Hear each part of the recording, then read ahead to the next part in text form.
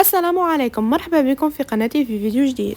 وصفة نهار اليوم وصفة تقليدية اقتصادية وغير بالبراميكسر، من أسهل وأبان الوصفات على قلبي. وصفة بغرير إكسبريس مطقب كيما خلية النحل، معسل الله الله ويجي خفيف ماشي معجن. شوفولي يدك التعسيلة، ربي يعيشكم، راهو يدوب في الفم.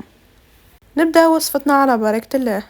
للبغرير تاعنا نحتاجو 3 كيسان تاع سميد متوسط مايل للرطب ماشي لخشين، وعندي مغرفة كبيرة خميرة تاع الخبز، وعندي مغرفة كبيرة تاع سكر، وعندي كيس كامل تاع خميرة كيميائية، ونزيدو 4 كيسان تاع ماء دافي، ونخلطهم بالبراميكسر واحد ل5 دقائق حتى يتجانس الخليط، ونزيدو عظمة كاملة ورشة ملح ونخلطو مليح. كي نكملو نخليوه يرتاح واحد ل5 دقائق، ونجيبو مقلة مثل السقج نخليوها تسخن مليح فوق النار، نحطولها طرف تاع الزبدة حتى ندوب ونمسحوها ببابي، ونبداو نطيبو البغريرات تاعنا، ونحطو الكعبة الاولى على نار متوسطة ونزينوها بالزبيب، خليوها تنشف بيان من الفوق ومن تحت تحمار، ونحيوها من المقلة ونحطوها في الصحن. شوفولي كيفاه متقب الله الله كيما الخلية تاع النحلة.